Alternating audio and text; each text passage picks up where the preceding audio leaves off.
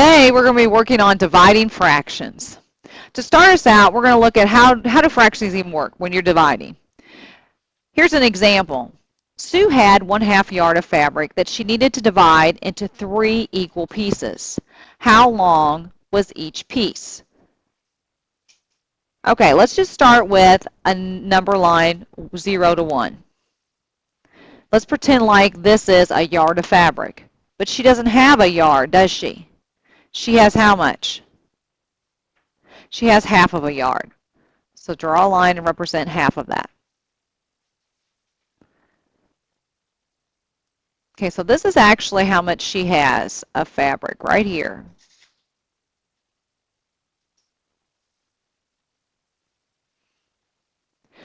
Now what she says to do is she needs to divide it into 3 equal pieces. So she's taking this right here and dividing it into 3 equal pieces. Let's see if we can do that.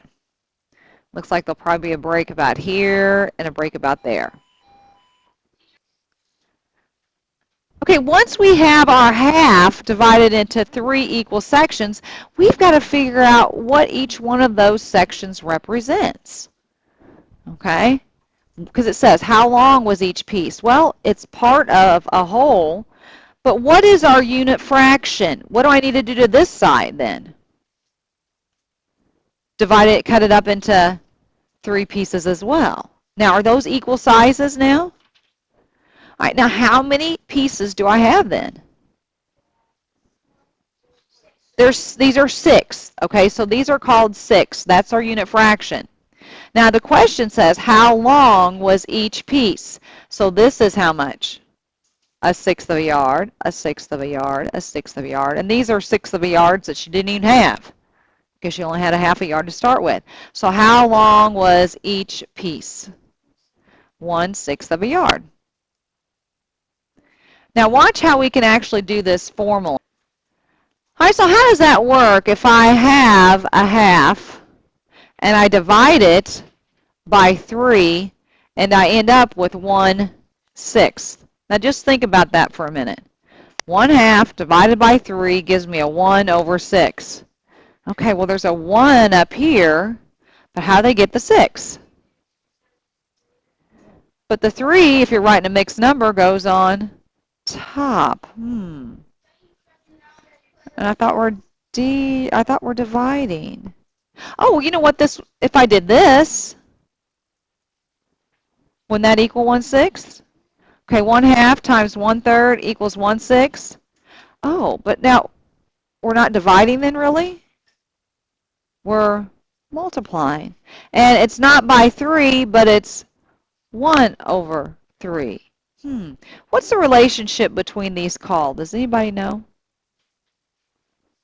Okay, we'll play a little game to see if we can figure out.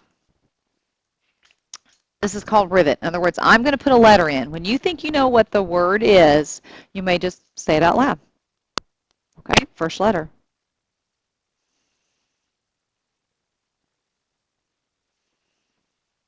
Just think it. You can just say it out loud. Good try.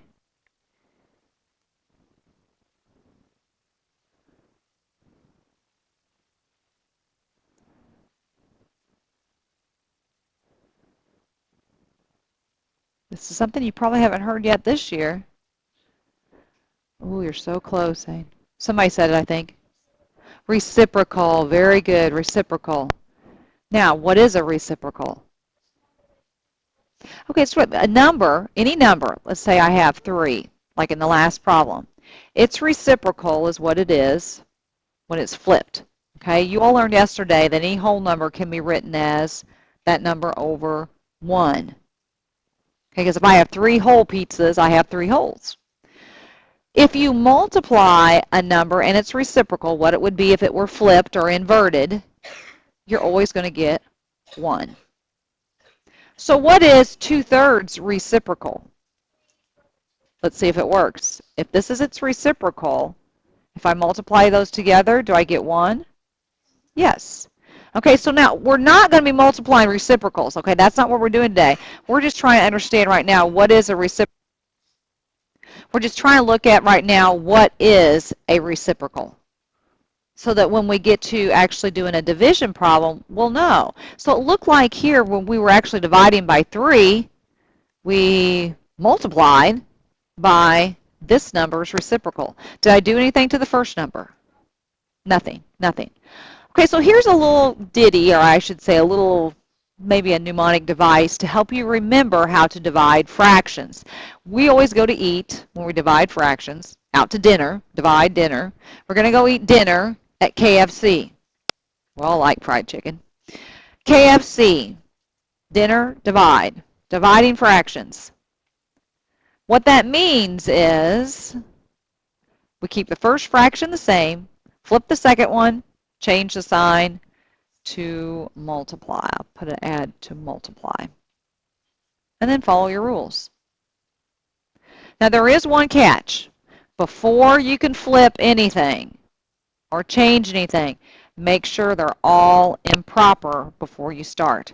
So just like last night, before you can multiply or do anything, what did you have to do with your mixed numbers? Change into improper fractions. You're going to do the same thing when you know you're dividing. So that's kind of something that's the same. When you multiply or divide, make sure everything is an improper fraction. Do you need to find the same denominator when you multiply and divide? No. That's only when you are adding and subtracting. All right, let's try this one. We have 7/8 divided by 3/4. The first thing it says is to make improper fractions. Are they already fractions?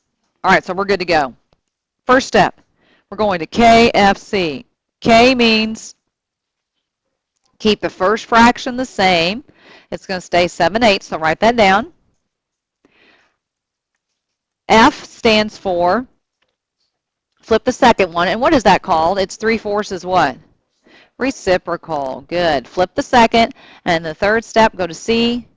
Change the sign to multiply. You can use the dot or the little X.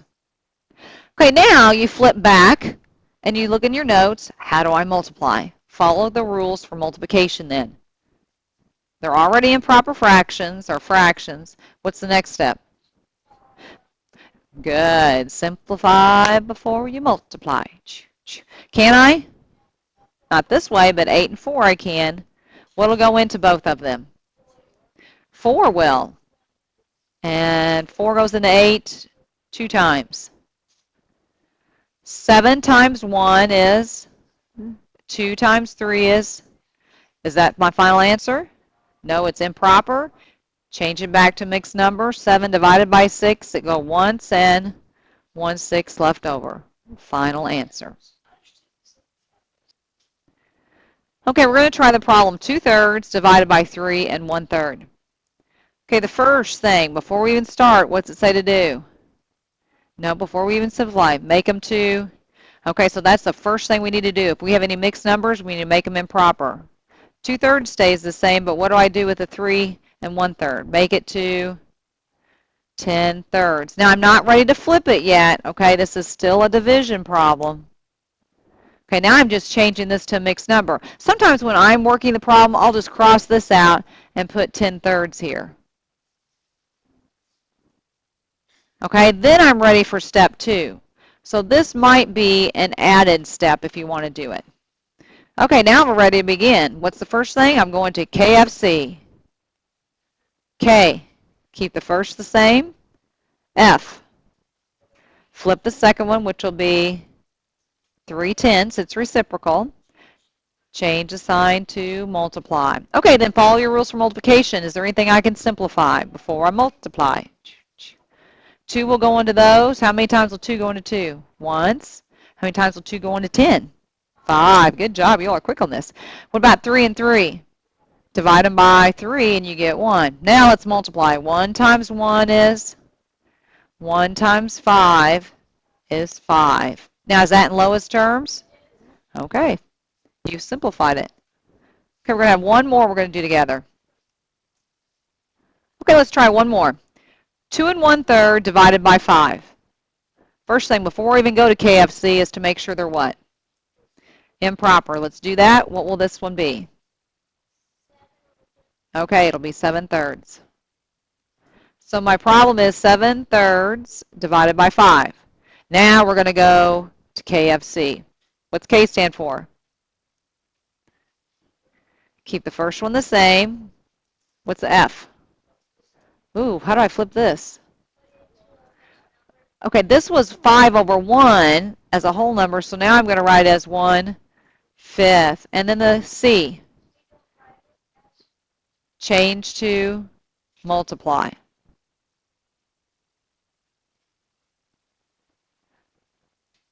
This probably, when we were making them into improper fractions, we should have gone ahead and written that as 5 over 1. Then therefore, when you flipped it, it's 1 over 5. Now look to see, can I simplify anything before you multiply? No. 7 times 1 is 3 times 5. Can I simplify that? I'm all done. Final answer.